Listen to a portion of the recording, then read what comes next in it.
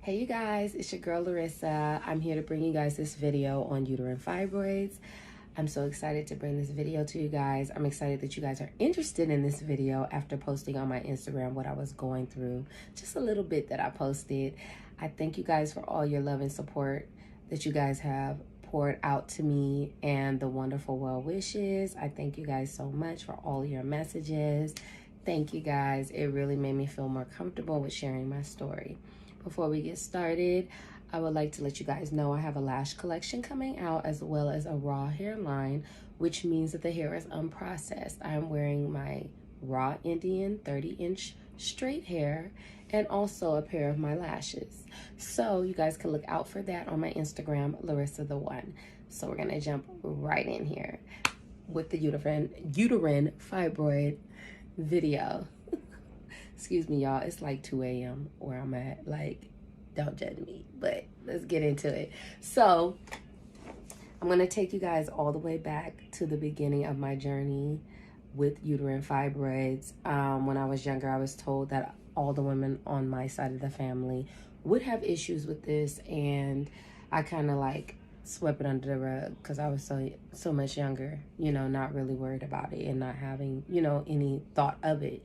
So I have 3 children. My first 2 oldest children, they didn't give me any issues with that. I didn't have any complications with that. But what I will tell you guys is everything started in 2016. In 2016, I actually had the issues with pain, issues with it coming to me that I had the fibroids and that I was pregnant with my 3rd child. So how everything began, you guys, was I ended up feeling pain. I went to get a MRI to see what the issue was, and come to find out I had uterine fibroids that were as big as like a 5-month-old baby in my uterus. So it's like being pregnant with a 5-month-old baby. And if any of you guys don't know what fibroids are, they are non-cancerous tumors. So some people don't get rid of them, but some people do because they cause them pain, or they, you know, cause pain and make your stomach look big, and we don't want that over here. So I had mine removed twice. So the first time I had them removed was 2016 is when I found out, but 2017 is the first time that I had them removed. So in 2016 is when I found out I had them. By the time I was going to go get the surgery, they found out I was pregnant. They usually give you a pregnancy test. Found out I was pregnant. I was like, oh no, I'm not pregnant. What are you talking about? They was like, you are. So I was like, what? So at that point, I was really mainly concerned with, am I able to have a kid with fibroids this big? How is my baby gonna do? Can I have a healthy baby this way? All of those things. So my doctor said that, yes, you will be fine. So at this time, I go back and forth from Vegas to LA. So I am from Los Angeles. I'm from Cali, y'all. So I go back and forth. So I originally was in Nevada, in Las Vegas, and I was asking questions to doctors here about, you know, the uterine fibroids, what I could do. 2 Caucasian doctors were telling me, a woman and a man were trying to lie to me and say that I needed a hysterectomy. I was like, okay, that's a lie. I don't need a hysterectomy. What are you talking about? You know what I'm saying? So I went off on them, of course, and I told them, you know, that they're out here giving out false information and they will get a complaint because that's a lie. I've actually had my 2 oldest children by a doctor that was an African-American woman who actually did these surgeries, that did some of people in my family's surgeries that removed the fibroids, and they also did hysterectomies as well. So I knew that that was a lie. There's so many different procedures you can get with removing fibroids, no matter how big they are. So I knew that these doctors in Nevada were lying. I will never again trust none of these doctors here. I barely trust any doctor, but I definitely won't F with any of them out here in Vegas. So after that, I ended up investigating more because the doctor that I'm speaking of that is African-American that I trusted that delivered my first 2 kids, she was actually retiring. She already retired like a year before, a couple months before I needed it done. So she ended up telling me there was a specialist at Cedars-Sinai where I actually had all of my kids. I was born there. Like, it's a really good hospital. It's like Los Angeles, Beverly Hills area. So I said, okay, cool. I investigated the doctor. I felt comfortable, met up with him. He told me it was possible to have a surgery without any marks. So I was like, cool, let me go ahead and do that, set that up, all of that. Now, I want to let y'all know something. Before all of this, in 2015, I had a car accident around 2014. So in 2015, I actually was getting injections in my spine for paying for a car accident that I had. So when I had that, these were hormones that were going into my spine. And the reason I'm telling you guys this is because right after that is when I start having the issues with the fibroids. And what I'm telling you guys is, you know, my philosophy is I just feel like, you know, the hormones and all of that is because of that injections, the injections, because it was recurring. I think I got them for a good couple of months. And after that is when I start having issues with fibroids. Like I said, when I had 2 children, been pregnant twice before that, and never had any issues until I had these injections from a car accident after my first 2 children before my third. Okay.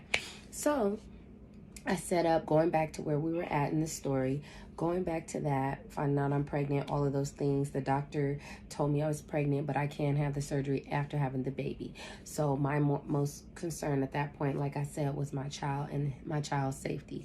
So after that, I basically was like on bed rest. And then towards the end, I ended up in the hospital because they couldn't find the heartbeat. I didn't feel well, and I was nervous about that. And thank God I had a healthy baby. My baby he was underweight, about 5 pounds, a little over 5 pounds, but it's because they took him out the day that I hit full term. So he still could have had 3 weeks to 4 weeks of growing and could have been bigger, but they could not find a heartbeat a couple of times. And they said that's not unusual, seeing that fibroids are in the way, and they did not want to chance the baby dying. So, and I didn't either. So I was all down for getting induced, which is when they give you medicine to help you go into labor naturally instead of me getting cut, because I've never had a C-section, by the way. So I said I would like to get induced, see if I can do that and push the baby out, because I'm not really into C-sections. So they said cool, they could do that.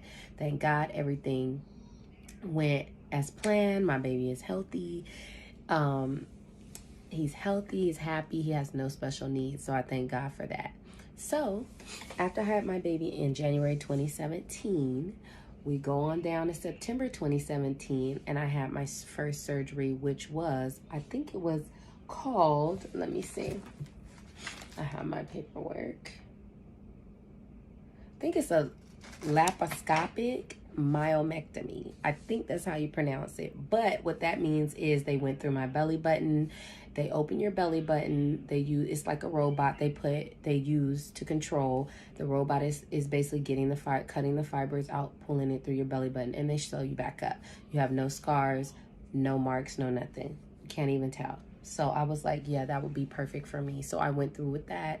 That was my first myomectomy surgery for fibroids in 2017. So how I get to the second surgery is this. I actually just one day in 2020, it was around August 2020, I just started bleeding out of nowhere. Now, the first time I had the fibroids, I wasn't bleeding. I probably was bleeding a little heavier during my period, but it wasn't like this. This was actually when I wasn't supposed to have my period. I was on a plane when this happened. I'll never forget this. And blood just started rushing from me. And I'm like, oh my gosh, like, I know that I'm not bleeding. This is not supposed to be like my period, none of that. And luckily I was on my way home, because I'm just sitting on the plane like, oh my gosh, I don't have nothing on me, because I was not planning to be on my period, none of that. So I go to the bathroom on the plane. Luckily, a flight attendant had a pad. I had a tampon. I had a super one, thank God, only one. But when I tell y'all that super tampon got filled up in like 15 minutes, I was so scared, because I'm like, what is going on? Like, literally just pouring out of me. Fast forward, I get home. First thing I do is call the doctor, because I'm like, hell no. But I did hear stories from family members that they had to, that has happened to them because of the fibroids. I just didn't experience it until the second time, which I had no clue. It just came out of the blue.